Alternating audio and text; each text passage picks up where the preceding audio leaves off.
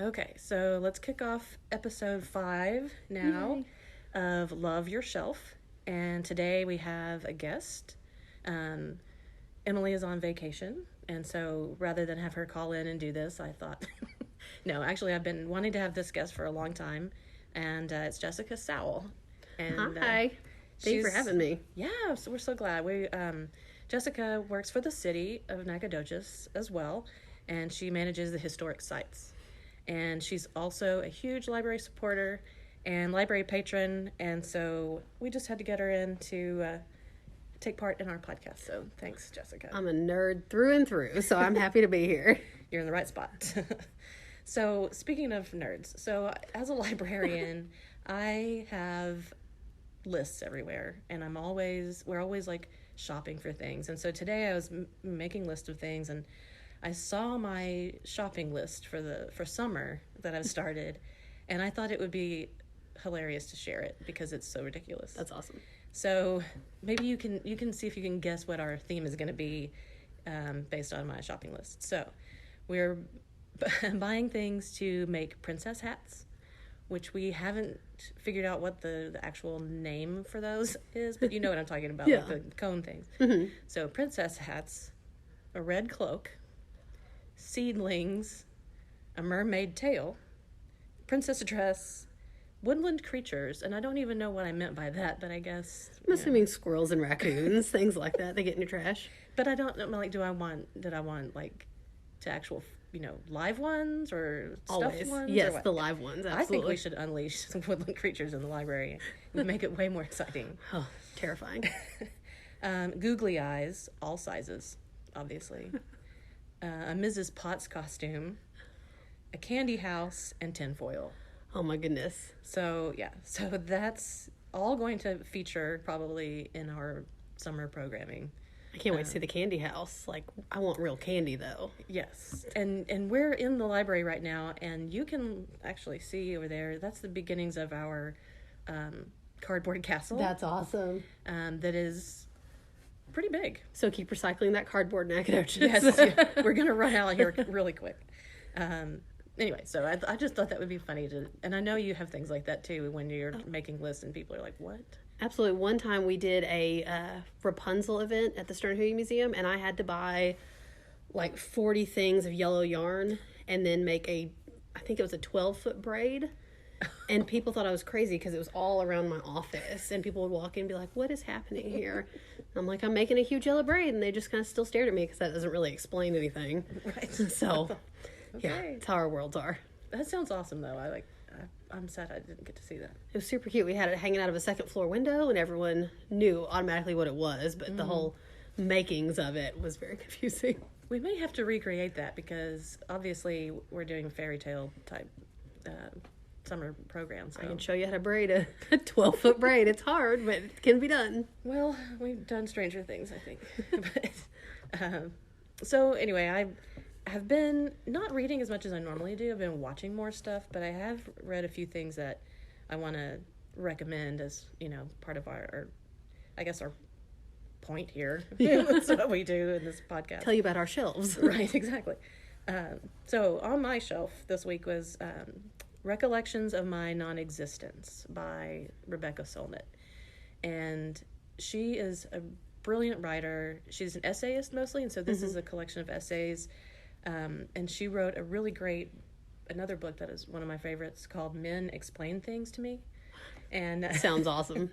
So in that book, she describes that she was at a party, and met a gentleman who was explaining something to her, and then quoted her own book to her. And she said, well, actually, I wrote that. And he, anyway, you just have to read the passage. So, pretty fantastic. But I would definitely recommend it. I'd have to look into that. I have a hard time getting into essay books because I'm one of those, like, I start reading it, I get really invested, and then it's kind of over. Yeah. And the stories are wrapped up, which is great, but at the same time, I'm like, I want more meat to this. So Yeah. I always look for good ones because sometimes they're hard to find. Yeah, and sometimes in a collection, there will only be one that's good. Yeah. So So frustrating sometimes. that's where recommendations are handy. And another one that I just started, but I have high hopes for, is called Don't Tell Me to Relax. Sounds awesome. And it's so hard now because everybody tells you to relax about everything lately. Yeah. Oh, be calm, it's fine. The subtitle is Emotional Resilience in the Age of Rage, Feels, and Freakouts. So that's not one of my normal sort of selections, but it's one. It actually won't come out until later this year, but it's one that I got an advance copy of, which librarians get to do. Because you're special. We do. We're so super special. I have so many advance copies right now that I haven't read, but I'm working on it. But so when I opened this one up, in the first page, it quotes Joseph Campbell, which for our podcast listeners kind of ties back what we were talking about Bill Moyers recently. Anyway, so I thought it was funny that I've opened this up and Joseph Campbell was quoted there, and he said, "If you are falling, dive," which I really like that. I like that too. Yeah. So that way you take control of your circumstance. Exactly. Or, people might say lean in or whatever, that kind of thing. I think this is better than lean in. But yeah. And then he writes, the author is Ralph De La Rosa, and he writes about this experience that he had where every day he wakes up and he says this phrase. And the phrase is, being caught up in this world is like sleeping in a forest fire. And so... Again, that I rings thought, very true. Yeah, I was like, well, this is certainly very prescient. So I have high hopes for that book. I hope it's going to be good. Another one that I read recently, and we do have this one at the library. It's This Is Where You Belong, The Art and Science of Loving the Place You Live by Melody Warnick. I have a copy of that on my bookshelf right now that our wonderful Main Street director gave me Cool. a couple months ago, and it's on my to-be-read list, which is getting really long lately, but that's one of the ones I want to read here pretty soon as well. Yeah, well, shout out to Amy Mahaffey. Thank goodness for her. Right. So, yeah, it's good. It's and I'm not a Nacogdoches native. I was born in East Texas, which is, close enough. I mean... pretty close. Yeah. But... but now I have really come to love Nacogdoches, and I think it has a lot of character and a lot of characters. And yes, it does. So I thought it was definitely worthwhile reading. And then the last one I'll mention is, it's actually an audiobook that I was listening to, and I didn't finish it because I wasn't getting that into it. So this is not necessarily a recommendation. It's always so hard when that happens, too. It's a book called A Very Punchable Face by Colin. How could you not love it? Exactly. I was ready to. Yeah. I was ready to. But it's by Colin Jost, the guy who's on SNL. He does the Weekend Update. Oh, okay. But anyway, I think too many times, especially with young people and they write memoirs, they write them as though they're like every detail about their lives is interesting. Mm-hmm. Which maybe, like that could be. Yeah. But, like maybe you want that level of detail about, Margaret Thatcher or something, but I don't know. Colin Jost has made it there yet. So I found that to be the case too. I was also, now I can't remember the title, but it was Nick Offerman and Megan Mullally wrote a book together. Mm-hmm. And that was one I was like, this is going to be fascinating because they're hilarious people. Yeah, absolutely. But then they were just talking about and I grew up on a farm and it wasn't that interesting. Yeah, and if you can't see them reading it or watch some or something like that, it's so hard because you want Ron Swanson to be the person telling it. Exactly. And sometimes it's hard to separate a real person from their character, especially when they're turned into an author then. Yes, and they take themselves very seriously too, which I thought was odd. That is odd, especially their characters on Parks and Rec. You would not think that. No. I just posted a Parks and Rec meme on Facebook this afternoon because I was thinking about this. But it's the best show ever. So, what have you been reading? My stuff's all over the place right now. Everyone always assumes since I'm in museums, like it's all historic fiction, which a lot of times it is. I don't read a ton of biography and history books because then it turns into this whole, now I've got to research this, and there's only so many hours in the day. But normally it's a lot of suspense and historical fiction and things like that. But lately, things have been just so heavy in the world that my genres have drastically shifted. They're a little embarrassing not to insult anybody that listens to some of these things, but it's just very different from what I normally read. I have been going crazy on y'all's audiobooks. The series I started listening to, it's a cozy mystery series, which I did not know that was a genre until... There are 11 million cozy mystery series. Absolutely, because I started listening to it's the Kate Bay Murder Mystery series, and it's by Harper Lynn. And so I was trying to figure out which book came first because they're not numbered. And so I Googled Harper Lynn, and she's written like a million of these. And I was like, okay, so I got to figure out which series I'm listening to. But I've been listening to her audiobooks on the Kate Bay Murder Mysteries because they're easy and they're light, and it's in like Kate Bay, Rhode Island or something like that. And, it's someone gets murdered every episode, but the little gumshoe lady who runs the coffee shop figures it out every time, and everything's resolved, and it's not bloody or scary or anything like that. So they're just so easy. Murder, isn't it? It's just a little murder. Yeah. They're not even gory about it. I think the audiobooks are like 4.5 hours long. Oh, that's short. Yeah, so I've listened to a few of them, and all of a sudden I'm like, I'm 6 books in. Like, how did this happen? It's been 2 days. So I've listened to a lot of those lately. I'm on the 3rd book of the Discovery of Witches trilogy by, Deborah Harkness. I'm trudging through that one. The first book was fantastic, which is actually Discovery of Witches. The second one, which is Shadow of Night, it's all set in Elizabethan England, which is great, but there's so many details in it. Yeah. That down to the clothes and how they walked and who ate where at dinner, which is fun, but after a while you kind of lose yourself in it, and you're just like, okay, I've got these details, tell me what the characters are actually doing. So I got through the second one, and now I'm on to the third one, which is, I think, called The Book of Life. Yes. And that one's very good, because we're kind of back to the present, and we have all the characters that we love are all back together and doing things. So those have been great. They're just really long. Yes. So they're a commitment. Yes. Yes. And I enjoyed those too. I actually, I read those, or I guess I started that back when the first book came out. So, and then now there's a television series.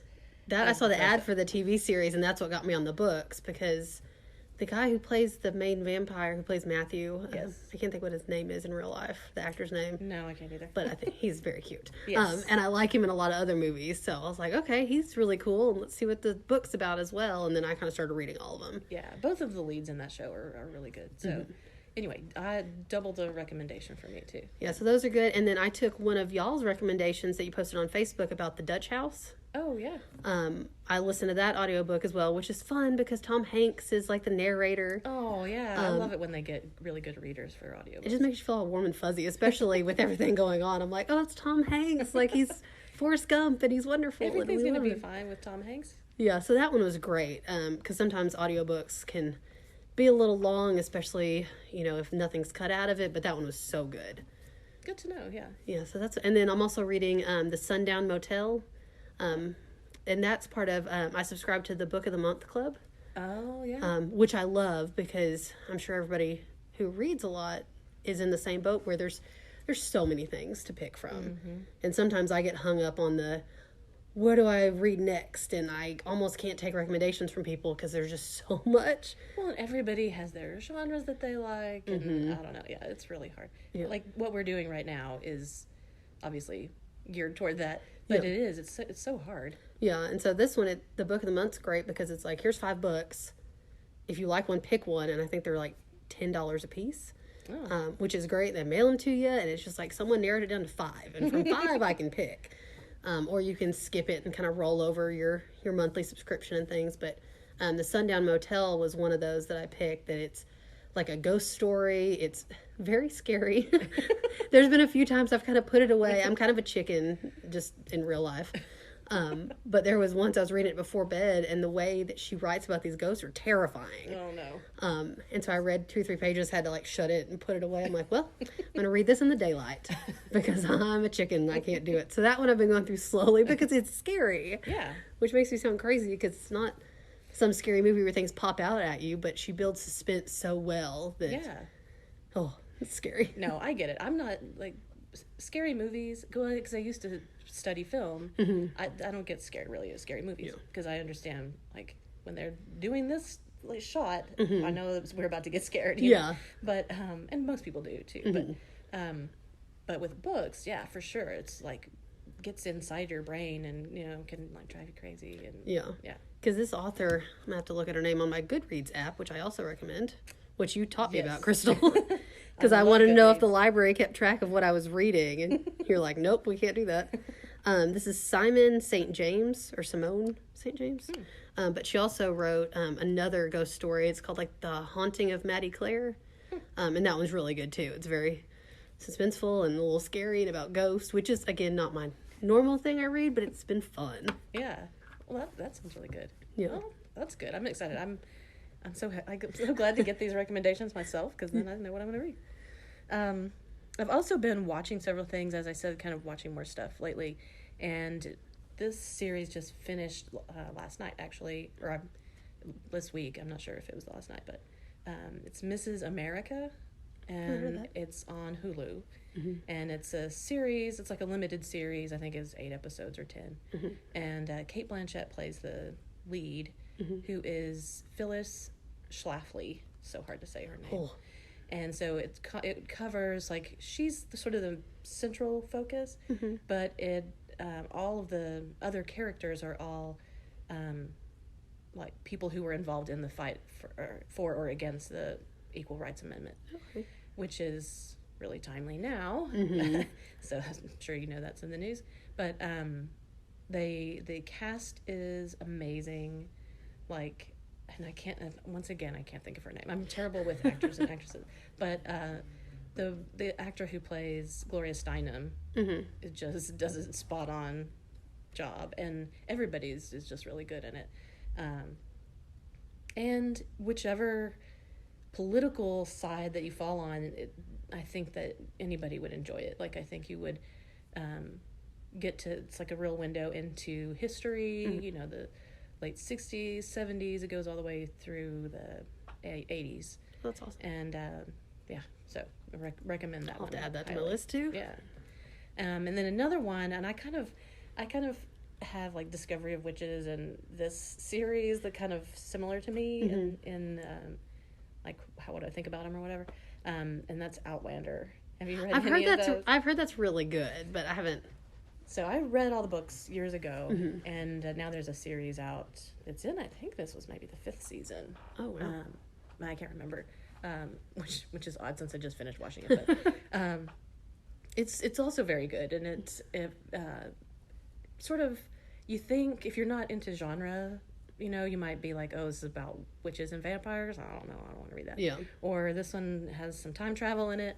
That sounds stupid, but but they're really not, and they really are like you said, that you can delve into history and and also the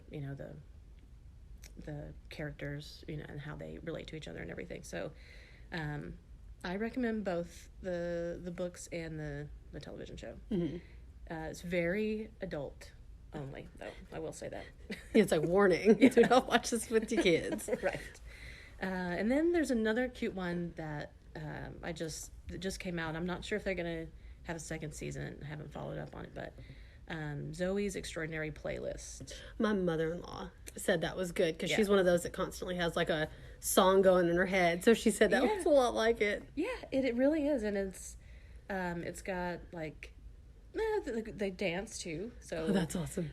So it's just like the character Zoe, just one day starts, like, everything that she sees just stops, and then everybody that's like present in the room or whatever just turns into this choreographed dance and song all around her. It's a flash mob all the time. Exactly. Sounds terrifying. Or fun, who knows. Yeah. And then there was a really, well, I don't want, it's a spoiler, but there's a funny moment where she thinks it's that she's dreaming, but it's really happening. Oh no. Oh no. Yeah. And it's not really like dreaming either, but it just kind of like time stops, and then it's one person usually, like, that she hears their song or whatever that they're singing. Fun. And so at first I thought, oh, this is a little cutesy and weird, but it turned out it's also heartwarming, and there's it's very heartwarming, because she's got a father who is ill, and so he can't speak or move, and so she can communicate with him through hearing his song or whatever. Oh, that's neat. Yeah. Anyway, so I recommend that. What about you? Anything going on? I just finished, and this was probably a month or two ago, watching The Good Place. Oh yes. Oh my I goodness. love that show. Kristen Bell and Ted Danson, and oh my goodness. It was one of those shows that I'm like, the entire time I'm like, this is great. Like, because I watch so many shows that once they hit like the fourth season, you're like, what happened here? Like, are you just like writing so we can drag this out or whatever? Exactly. But The Good Place, like all of it was good. The finale was probably the best finale I've ever seen on TV. I cried the whole way through it. I mean, like happy tears, and it was sweet because, of course, it's everyone in the afterlife trying to get to either the good place or the bad place and figuring out what makes people fundamentally good or bad, and how it's really heavy. It's heavy. I mean, in the concept, absolutely. The tone is the tone is fun because then it re-examines like what made people good 100 years ago is so much more complicated now. And so it's really interesting to see them do that, but in a fun and uplifting way. Like, we're all going to work together to figure this out, and then how they resolve kind of their eternity. And oh my gosh, it's so good. Oh, and yeah. I cried the whole way through the finale. Yeah, everybody should watch that show for sure. Yeah. So I watched that one a few months ago, and then a while back I finished Veep on HBO. Yes. Julia Louis-Dreyfus, and that's her name. Which I love that one because it just makes fun of politicians the whole time. It is very adult for a lot of language and situations, stuff like that. But it's really interesting to see her in a vice presidential role, and then to see all of the crazy things that have to happen behind the scenes for some of our politics to work and things to move, and then everything that goes wrong and her whole team trying to scramble. So that one's really good. I'm trying to get my husband to watch it. Oh, yeah. I would watch that one over again. Yeah, and that's, I think he's done 2 episodes, and I'm like, I'll watch it with you. Like, it's great, because I watched it without him because I didn't want to wait. Right. And so I just went on without him. So he's watched it a little bit, but it's one of those that we have to watch once our kid goes to sleep. Because, of course, the other thing I'm watching is anything on Disney Plus, because I have a 4-year-old. And we've watched Charlie and the Chocolate Factory every day for, like, the last 5 days. I was just going to ask, is he one of those that has to watch every day? Yeah. Yeah, over and over. And sometimes we'll finish a movie, and I'm like, okay, what do you want to watch next? I want to watch Willy Wonka again. I'm like, oh, my goodness. So we've got to start the thing over, and I'm seeing Willy Wonka in my head the whole time. And oh, yeah. Yeah, so everything on Disney Plus. But he does like a lot of the animal documentaries because he loves animals. So he's like, I want to watch the elephant movie. And we get to watch an elephant documentary, at least for a while, because you can only watch Lion King so many times. And Beauty and the Beast, all the ones that I love, that I'm so excited to watch. And after a while, you're like, I just can't do it anymore. No. Yeah, I couldn't handle that. Yeah. I can't really, I used to, as a, younger person, watch things over and over if I really enjoyed them. Mm-hmm. I don't do that at all. And the same thing with books. I would read books over and over, and I'd just completely changed my personality. I don't know what, but I can't do it. I can't read books over and over, except for I have Barbara Kingsolver's Poisonwood Bible. Oh, yeah. Is my all-time favorite. I got to meet her and have the book signed last year, which was awesome. I almost cried when I talked to her, and I was like, keep it together, be cool. But that's one that I can read over and over. But most other books, I can't. I can watch some movies over and over if I really just can't pick something. Because same thing with, like we're talking about recommendations, if I have to go through all of Netflix or all of Hulu after a while, I'm like, I know. I've spent 2 hours trying to find something to watch. So at that point, I'll turn on Jurassic Park. Right. Because it's my favorite. Because I'm a dinosaur nerd too. Nobody would ever guess my movie that I do that with. But like when it used to be on cable, I guess for whatever the stars aligned, when I was like at home watching cable, this show was on frequently, and I would always stop and watch it. And that is 28 Days Later. Really? The Sandra Bullock one? No. Oh, that's the one about her getting sober. Sorry. You're like, you just really revealed something. I was like, okay, I mean, whatever. No, it's the zombie movie. Yeah. Me and my husband watch World War Z a lot, which I don't know what that tells you about us either.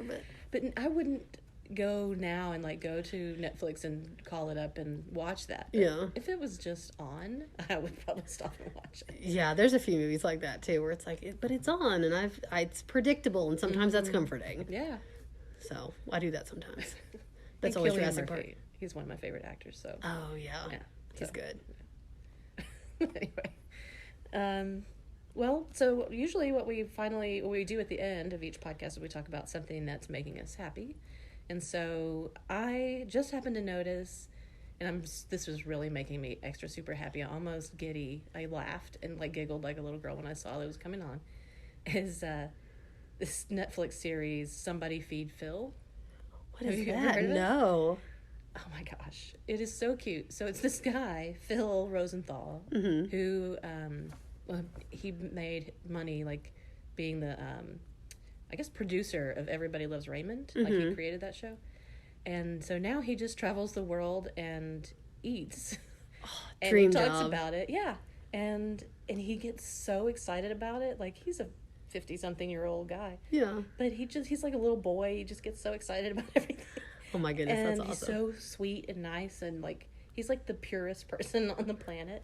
Which, anyway, it was just really surprising to me. My sister recommended it a couple years ago, and season 3 just came out like today. That's awesome. And so I know exactly what I'm going to do this week. It's like, and that is all I will do all weekend. Yeah. I have no other plans. How fun! It's really good. Yeah, I heard that. I don't know if you listen to Revisionist History, the podcast with Malcolm Gladwell. He has, I think it's season 3 of the podcast, or 4. I don't know what season is. But the newest season is going to come out, I think, in the middle of next week, and I'm chomping at the bit for it because I love all things Malcolm Gladwell. I think he's so interesting because he's so much smarter than I am, and I'm just like, wow, I would have never thought this way. But yeah, his latest book, The Talking to Strangers. Yes. Yeah, that's on my list too to read. I just haven't got there yet. I really enjoyed it. Or I think, like, as he's writing, I think what's interesting about him is that he's really persuasive. So as you're reading it, you're like, yeah, okay, yeah, he's right. He's got this all figured out. You know, he's got all the answers. And then maybe later you go back and think, maybe there's a question here or there. But for the most part, it's really persuasive, everything he writes. Yeah. So. And he makes you, I mean, he at least gives you things to think about, or he's a different way to frame things, especially with the history, because we're taught so many things in history that then when you look back later, you're like, okay, well, maybe that's not exactly how it happened. Let's talk to more people or look at it from a different lens. So I think he's super interesting. I can't wait for the new season to come out. Yeah, no, I'm going to get on that. I haven't, it's been a long time since I listened to that. Yeah. But that makes me think of that Comedy Central, I think is the network that has Drunk History. Oh, yeah. I love that show. It's definitely a different perspective on historical events. And I always wonder, I'm like, are the people who are intoxicated, like, reading these things, like, when they're retelling it? They seem like they're just telling it. Because if they're just telling it, like, I am failing as a historian, because I don't think I could do that. No. I think I'd be like, I'm going to have to read this, because Lord knows what I'd come up with. Right. But they always seem like it's just off the cuff, and I really want to know if that's how it's produced or not, because I agree. curious. We need behind the scenes of that one. Exactly. I need to know if they've been briefed on these things and have cue cards that they're just reading these historical events off of. Do you have anything that's making you happy? Well, I'm excited about Revisionist History. I'm excited because our museums are opening up this coming week. Yeah, there's lots of things happening right now. We have the Durst Taylor Museum and the Stern-Huey Museum are opening next Wednesday for tours. We've missed our visitors, and of course we're taking our staff safety and our visitor safety into consideration. We're excited to greet people, show them some of the things we've been doing while we're closed, and visit with people as much as we can. Yeah. And to see how that goes. And it's beautiful outside, so hopefully at least people will come and enjoy the grounds, and people will get out and be active and see our parks and our, gardens, and there's so much to do outside. Right. So it's like at least we can get out and do something safely. Yeah. This whole month, the weather has been idyllic. I know it's not going to last very much longer, but... Because it's going to get hot really fast. But it has been really nice. And yeah, this weekend... Well, aside from watching Somebody Feed Phil, my plans had been to get out and walk and go to the farmer's market. So I would encourage people to do that. Absolutely. And they post all the pictures on the farmer's market Facebook page. Oh, I know. And all the tomatoes look delicious. And I'm like, we got to go buy tomatoes. I can't eat that many of them, but I want to buy all of them. I know. Last weekend they had peaches, I think, for the first time or recently. And everybody's social media feed was like, here's my bushel of peaches that I got. It's like, what are you going to do with that many? I hope you're making pies and giving them out or something. Well, anyway, thank you so much for joining us. Well, thank you for having me. This has been so much fun. Yeah, this is a blast, and we'll be back again next week. And we'll see who's going to join us then. I'm going to kick off Emily. I'm going to do it. Right. You hear that, Emily? You're fired.